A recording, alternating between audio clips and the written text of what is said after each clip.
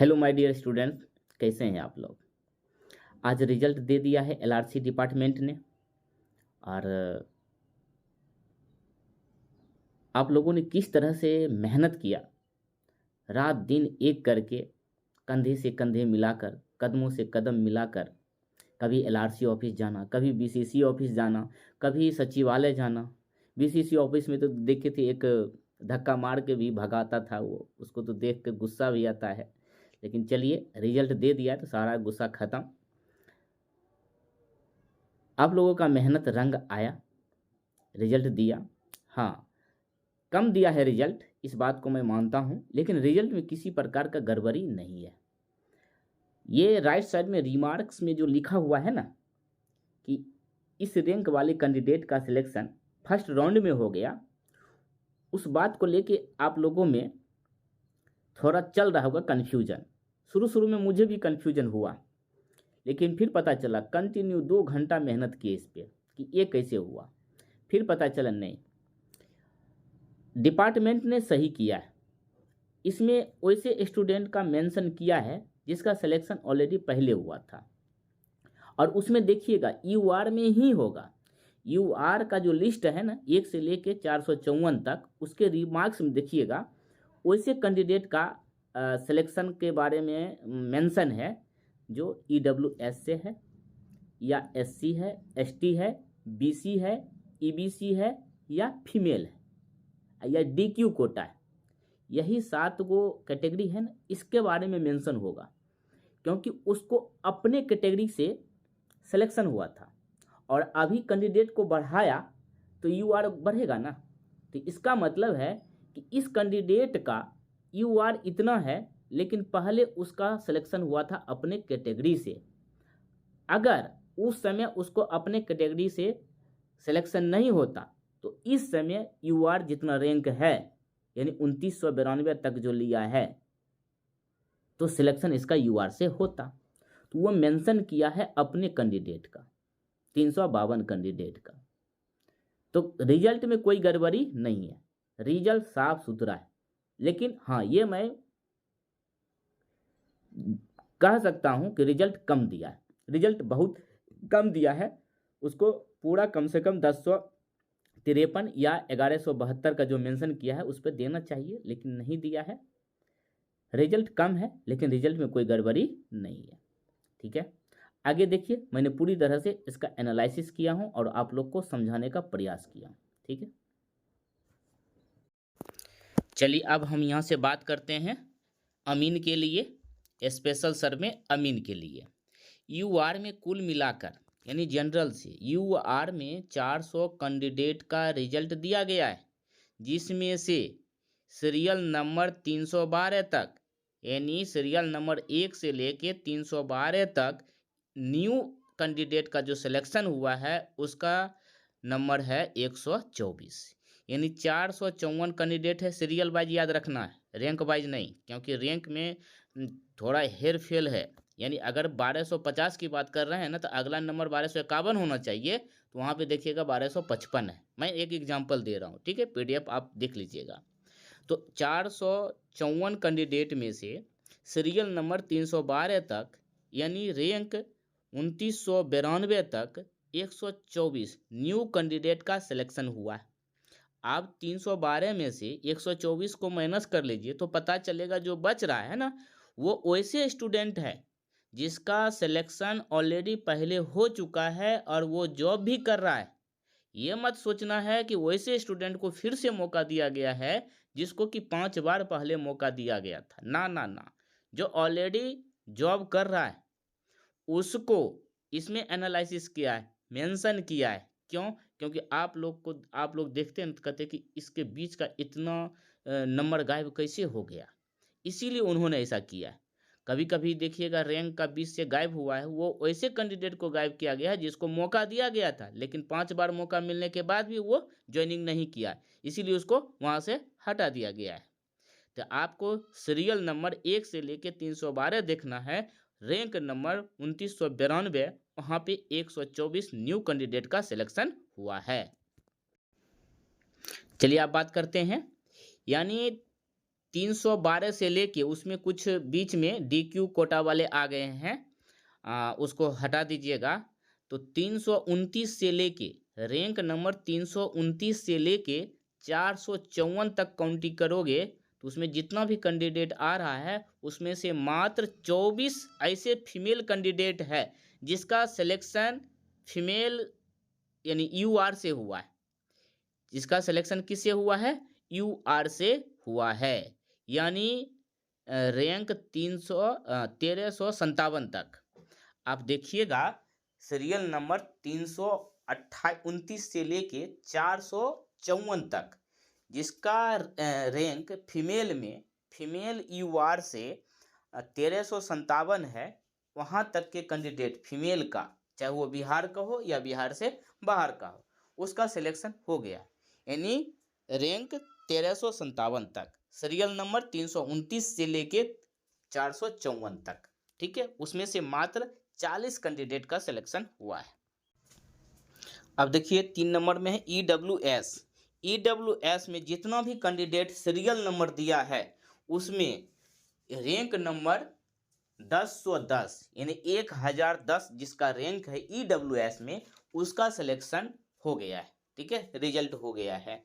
यानी कुल मिलाकर EWS में 118 नए कैंडिडेट का सिलेक्शन हुआ है इसमें सेकेंड मेरिट लिस्ट में जो रिजल्ट दिया गया है। और कुल मिला के DQ कोटा से, ओवरऑल DQ कोटा से मात्र 9 कैंडिडेट का सिलेक्शन हुआ है। अब मात्र बोल रहा हूं मैं, अब 4% देख लीजिएगा कैसे कैसे मेंशन किया है, ठीक है। तो फीमेल का कितना हुआ है, 40 का, किसमें, फीमेल UR से।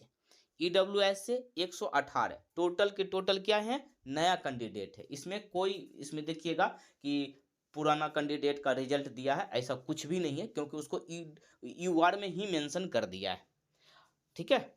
और DQ कोटा से मात्र 9 कैंडिडेट का रिजल्ट दिया गया है। अब बात करते हैं हम BC कैंडिडेट के लिए। BC कैंडिडेट में कुल मिलाकर 158 रिजल्ट दिया गया है, और 158 जितने भी रिजल्ट दिया गया सब के सब न्यू रिजल्ट है, मतलब नए कैंडिडेट का सिलेक्शन हुआ है। इसमें भी पुराने वाले का कोई मेंशन नहीं किया गया है। 158 के 158 BC कैंडिडेट है जो न्यू कैंडिडेट है जिनका सिलेक्शन इस बार हुआ है। यानी BC रैंक जिसका 1896 है उसका सिलेक्शन इस बार हो गया है। वो सब के सब क्या है, न्यू कैंडिडेट है। आप कहोगे कि सर इसमें क्यों नहीं मेंशन किया गया है कि एज सेलेक्टेड फर्स्ट राउंड में। अरे BC, EBC, SC, female, DQ जो भी है सबका मेंशन तो कर दिया गया है ना UR में। आप देख लीजिए UR में कहीं भी लिखा हुआ है कि as selected first round UR, नहीं। वहाँ पे देखिएगा BC, EBC, SC, EWS हो सकता है लिखा होगा, ST, फीमेल, DQ कोटा लिखा होगा, UR कभी नहीं लिखा होगा, देख लीजिएगा। तो UR में ही मेंशन कर दिया गया, तो इसमें मेंशन क्यों करेगा कैटेगरी वाइज में, ठीक है, समझ रहे हैं बात को मेरा। अब बात करते हैं EBC का।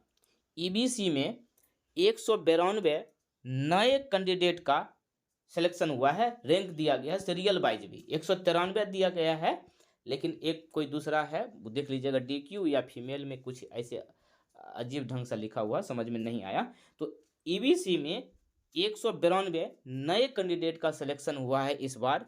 और EBC में अगर आपका रैंक 2099 है, एक दे देता तो कितना हो जाता, 2100, एक और नया कैंडिडेट का सिलेक्शन हो जाता, यानी 2099, यानी 2099 रैंक जिसका है EBC में उसका सिलेक्शन इस बार हो गया है।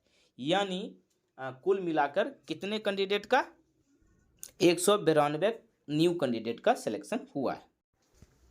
अब हम बात करते हैं SC का। इस बार कुल मिलाकर 169 न्यू कैंडिडेट का सिलेक्शन हुआ है। यानी अगर SC में रैंक आपका 1749 तक है तो आप लोगों का सिलेक्शन जरूर हुआ होगा। जिस भी कैंडिडेट का रैंक 1749 है SC कैटेगरी में, उनका सिलेक्शन हो गया होगा, ठीक है। तो कुल मिलाकर SC कैटेगरी में 169 न्यू कैंडिडेट का सिलेक्शन हुआ है। सभी के सभी नया स्टूडेंट है, इसमें किसी प्रकार का देखिए मेंशन नहीं किया होगा कि एज सेलेक्टेड फर्स्ट राउंड, नहीं होगा, बिल्कुल नहीं होगा। अब जैसे एग्जांपल ले लीजिए, हमने बीसी कैंडिडेट का एग्जांपल दिया है, इसी तरह आपका SC candidate, EBC candidate, EWS candidate, ST candidate, सब का इसी तरह आपको एग्जांपल देखने को मिलेगा। एक एग्जांपल बीसी का लीजिए, ये बीसी कैंडिडेट का serial wise rank wise data है। अब पूरा डाटा नहीं आया इसमें, अब यहाँ से समझ लीजिए कहीं भी मेंशन है इस राइट साइड में कि एज सेलेक्टेड फर्स्ट राउंड, नहीं है, क्योंकि ये बीसी कैटेगरी के स्टूडेंट।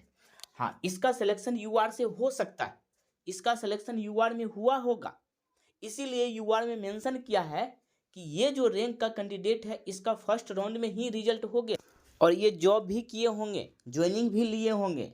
हो सकता है बीटीएससी में रिजल्ट होने के कारण या किसी अदर जगह रिजल्ट होने के कारण त्यागपत्र दे दिया होगा, लेकिन इनका सिलेक्शन हुआ है इसीलिए वहाँ पे मेंशन किया गया है, इसीलिए किसी प्रकार का गड़बड़ नहीं किया गया है। चलिए अगला एक एग्जाम्पल और लेते हैं। देखिए आपके सामने एक दूसरा एग्जाम्पल है, यहाँ से समझ जाओगे। ये यूआर का पीडीएफ है, स्क्रीनशॉट।